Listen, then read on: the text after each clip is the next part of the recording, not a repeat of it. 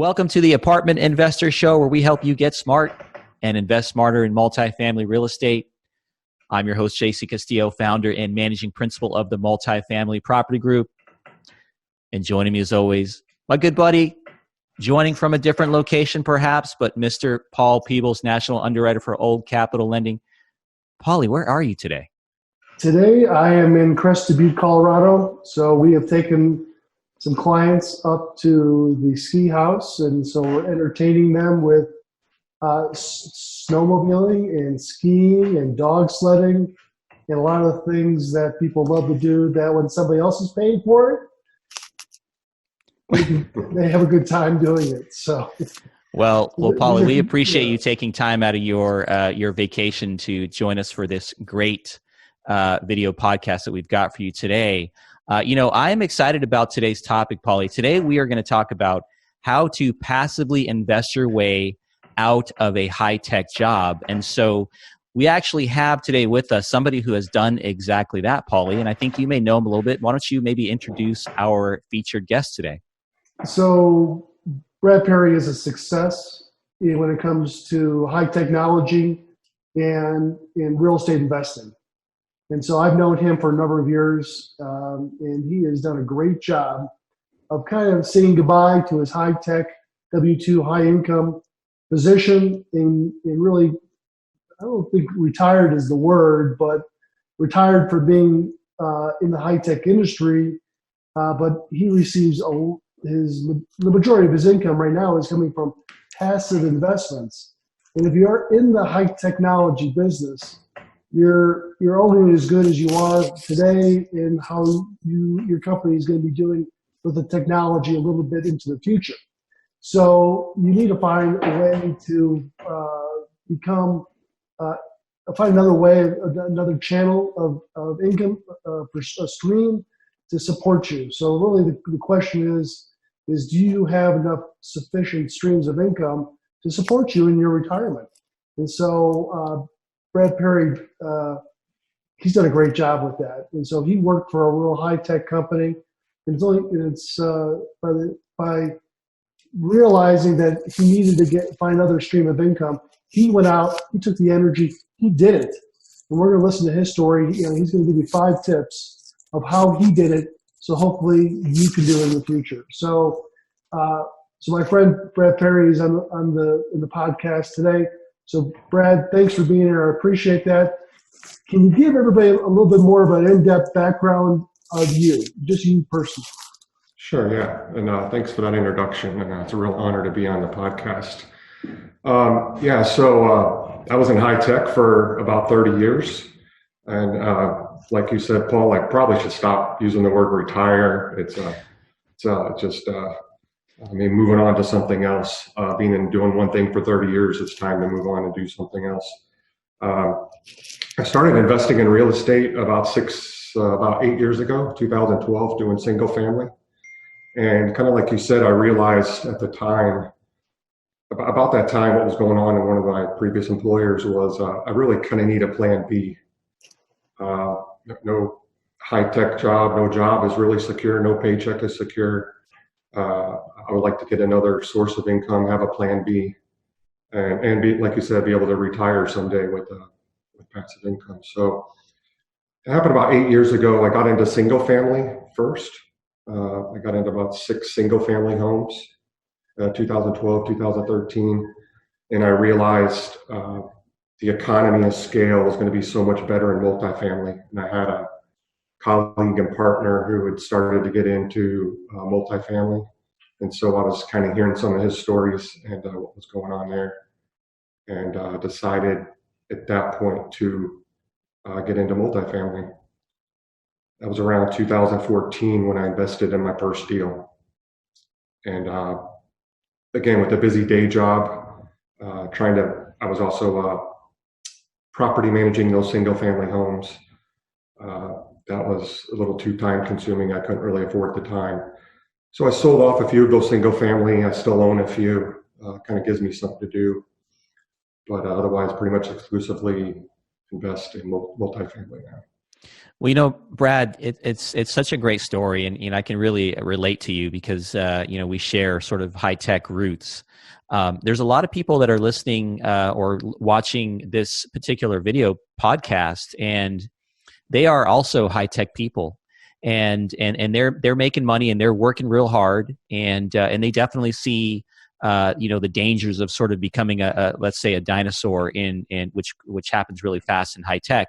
And so what these people really want to know is, look, if they're looking to invest in multifamily passively, either to get their feet wet or maybe as sort of a long range game plan, maybe you can talk about sort of what we would call 5 tips for passive investors to do, things that they should really watch out for and be aware of as passive investors in these multifamily deals. 5 tips that have sort of helped you to kind of get where you are, which you've got a really big amount of passive investing experience, and maybe you can mention that as well. So let's start off with those 5 tips. Sure. Well, the first one is, and I say it to so people quite often these days when they ask me, it's like you have to get a little bit educated, sophisticated, and then get in the game. Especially maybe with some engineers, we can get through analysis paralysis and think of every bad thing that can go wrong, and you're never going to get in the game. But if you want to invest your monies in somewhere and you want to invest in real estate, I think the best way to learn is get in the game. There'll be a forcing function to get you to pay attention a lot differently when you start putting your own money in the game. As far as getting educated, my story, I joined a mentor group, and I believe that is a valuable thing to do, called accelerated education, where I can network. I mean, the real value becomes the network and getting to know other like-minded people who have been doing it for longer than I have, and I can learn from their mistakes, and it will accelerate the process, I believe, when you can join a network and kind of learn from others like that. So I think it certainly helped me. Yeah, just eight years ago, you saw kind of the writing on the wall that you had been doing this for, say, 22 or 23 years on the high technology piece. You said, W-2 income is a good income. You were making a good job. Kind of give me an idea of what was really your job title. When people think of high technology, were you in software? Were you in hardware? Or what type of a level did you get to?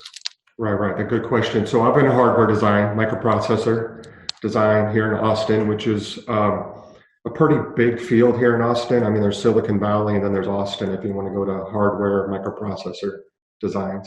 You got the AMDs, Intels, Apples, Samsung. So you work for a large company. Yeah. And you saw the writing on the wall that I could stay with these guys, and all of a sudden you may be safe, or you want to actually start to prepare for a retirement or to get another cash flow stream. And so you decided to get into specific education on multifamily.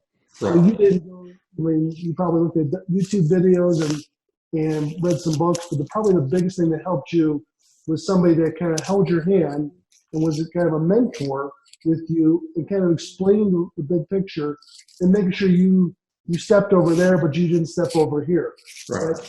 And I can't probably say that how helpful that has been to a lot of people. Was it helpful for you? Absolutely. I mean, it was key. And one thing, like when I did single family first, it's not really hard and complicated. Buy it, rehab it, rent it, property manage it. I'm a do-it-yourself kind of person. You risk a couple $100,000 buying 6 houses. If you want to get into multifamily, and I did have a vision of being a sponsor someday, which is another reason I wanted to do passive first. And the stakes get a lot bigger, right? You're raising millions of dollars from investors. You're buying $1 million assets. You're dealing with teams of people like yourself and SEC lawyers and property managers. The stakes and everything are so much higher. You could probably muddle along and figure some things out on your own, but it's probably going to be a little slower and more costly to you and everybody else. So I felt it was valuable to pay for some education, mentoring, and to get access of a network of what I believed were than sophisticated, like-minded, like-trained people. That's really valuable, especially if I want to find a sponsor to invest with. How am I going to find a good sponsor I trust? Right. The first time I sent that $100,000 check, it was pretty nervous, pretty nerve-wracking. So let's talk about it, Brad. I mean, give us another tip for all these passive investors or all these technology people out there that might be looking to invest passively in a multifamily. What is another tip you can pass off to them? Well, then I say, once you get a deal presented to you, you're looking at a deal, what are the major factors there? And it's pretty common knowledge what you hear, but location of the asset's going to be critical for a lot of different reasons.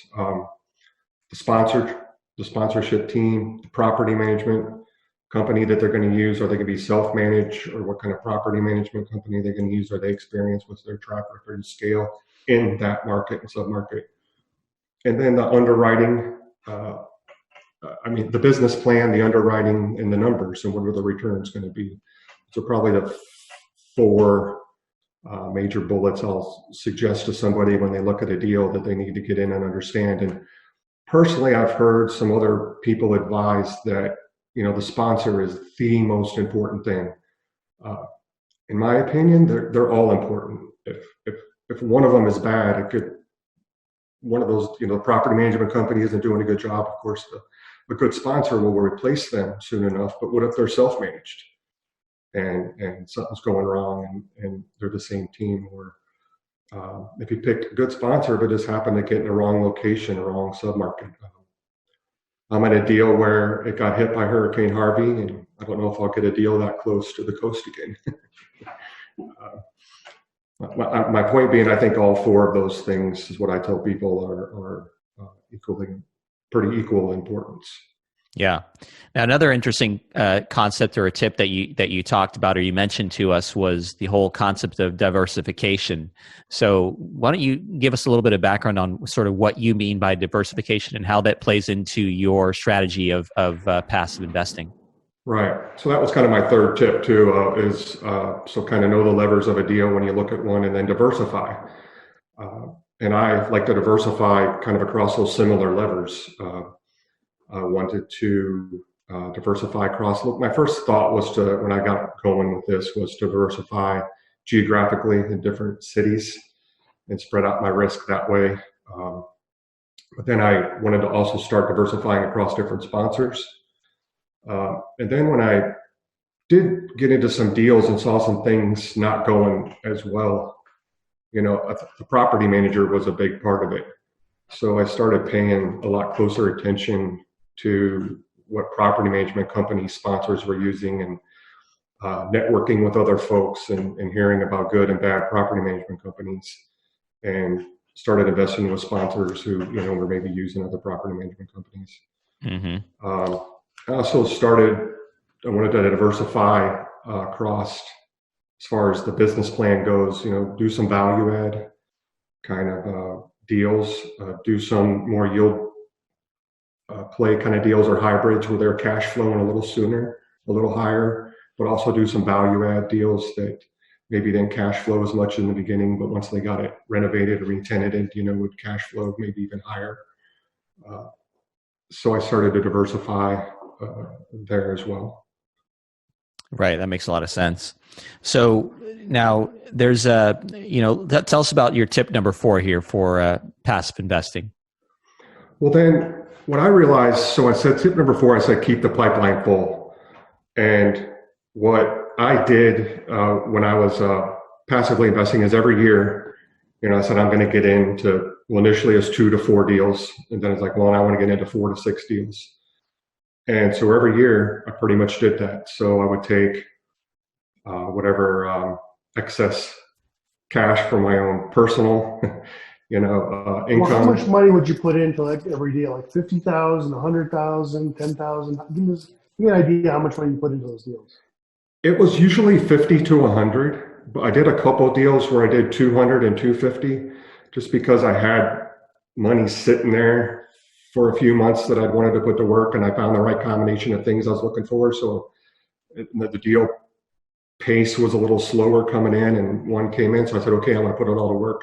But even now in hindsight, I kind of prefer, instead of doing one 250 deal, I would probably rather do 2 or 3 and still find a way to spread it out. The ones where I have invested the 200,000 or more, almost in hindsight, based on the returns I'm getting, I kind of wish I had. So I'm going to probably stick to around the $100,000 average that I put into a deal. And how did you find these people that were putting these transactions together? Was it the educational mentoring group that did it? Did you have to go outside to other groups to look for it? Did you just happen to find somebody that maybe had sent a deal to you for you to look at? I mean, how do people get involved in these types of transactions? How did you do it? Yeah, definitely. That's what I was mentioning earlier. I got into a mentoring group, a network group. There were a couple big ones here in Austin, Texas, I think that most people hear about or know about. I kind of vetted those, both of those when I first got into this, and chose one. And from there, that was where my money went. That's where I was investing my time. I was going to the meetups that they have every 6 to 8 weeks in Dallas, big annual conferences, getting on the Facebook pages, just networking within. And how did you figure out that these people were trustworthy with your 100,000, that they weren't going to escape down to Mexico or Canada or Italy with your 100 grand? Did you do, background checks on these folks? I mean, how did you vet some of these folks out? So for me, it was just getting to know them personally a little bit, meeting them face to face, talking with them. I just had to get a feeling if they were sophisticated, kind of problem solver kind of people, high integrity kind of people. And I just kind of had to use my judgment. Thinking back, I also kind of followed the coattails of a couple other very experienced sponsors. If they got in the deal and I knew they had a longer relationship with this person, the sponsors, then I was kind of following their coattails a little bit. And what would you do for your own personal due diligence on the property? And again, on the sponsor too, but mostly on the property. I mean, you probably had this educational group help you, but what were you looking at to vet these deals? Yeah, on the property itself, I would just do a whole variety of things. I guess I would go on Google, do Google searches on, I forget the sites now I use. I have my bookmarks to look at the crime rates in the area. Google Street and satellite views to kind of get a little bit of a feeling of the asset from a drive-by, if you will, because some of them I was investing in, I told myself, I'm going to go drive to every single one of them, but it just got to where that wasn't practical either, especially when I'm investing out of state. I did have to trust, to that degree, I did have to trust a lot of what the sponsor was telling me about the asset with its age and the issues that it has, deferred maintenance, about the neighborhood around it. What does it look like? From a Google Street view, or from a satellite view, you get ideas. Is there retail in the area? Is there accessibility to highways and that sort of thing? Some of the attributes, look for that you can get online. I mean, that Google Street View is very important for the last, say, 10 years. When I first started in banking 35 years ago, we didn't have that. So we'd actually physically drive every property, whether it was in-state or out-of-state on the lending side. But now we can kind of do with the click of a mouse, we can take a look at what type of a roof it is. Is it a rubber TPO roof? Is there breakup in the concrete in the parking lot? You can zoom in and take a look at what kind of different cars that are in the parking lot. Yeah. And kind of figure out what the tenant base looks like just by looking at the cars that they're in.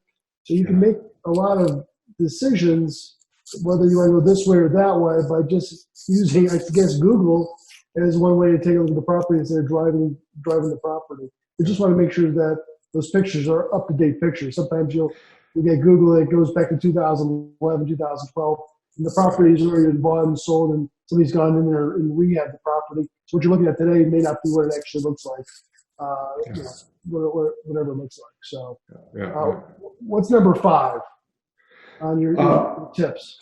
Yeah, so number 5, you know, it's just, I say stick to the plan. And the plan, of course, is to be dynamic, to roll with the changes, to realize when markets are changing, or to adapt if you find you like a different style of a sponsor. But just kind of stick to my plan here of what these 4 things I look for and I look to do, and just be diligent with it, but also be patient. I found myself a couple times maybe wanting to put the money to work a little too fast. I did maybe wasn't patient enough on a couple of deals, and still remind myself about the diversification that I was looking for in order to reduce my risks.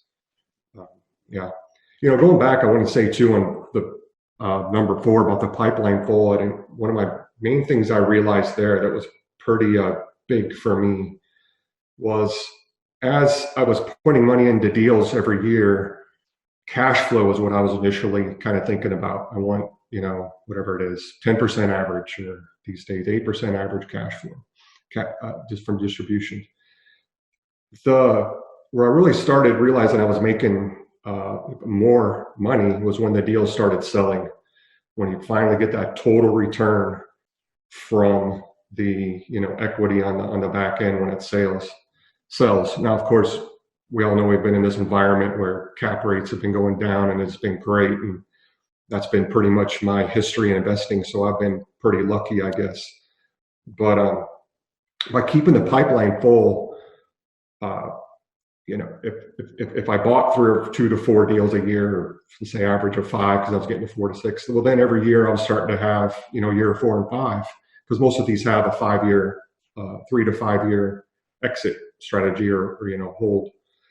So about 3 to 4 years into it, I was getting 2 to 4 apartments to sell every year, and started realizing that the capital gain from that, you know, I could put the initial investment right back in to keep my basis the same, but I could, you know, use that equity from to live off of, to basically replace my income. So I really started looking at it and charting it, and, you know, seeing it there in my Excel tables, and it's like, wow, that's really adding up. And I was thankful that I guess I kind of didn't have a bubble in those years. Every year I was putting in money consistently and buying new deals. And again, I have a pretty full pipeline. Something I haven't mentioned yet, I think, is I've invested in 35 apartments now since 2014. I think about 8 or 9 have went. That's 35 apartment properties. That's amazing. Right. And about 8 or 9 have sold, went full cycle. So still in about 26 or 27 or whatever that is. I just got in another one a couple of weeks ago. So I'm still trying to keep the pipeline full. Is there any advice that you can give to somebody of red flags for, as a passive investor, things that you've learned that have been warning signals to actually stay away from a deal? Oh, that's a good question. I was thinking about that the last couple of days, and now it got me on the spot. One of the things that I remember early on talking pretty in depth about it with a sponsor, and he was getting a little frustrated that I wasn't going to invest with him again. And he had, I invested with him before a few times and had gotten good returns, but I had a pretty frank conversation with him that I was worried he was spreading himself too thin. He was trying to get too many deals. He still had a day job. I was just asking him, how can you keep track of all these? And he was going into a new market. He'd done pretty well in Dallas, but he was going into a new market. And so was his property management company. They were new to that market. So there was going to be growing pains, probably.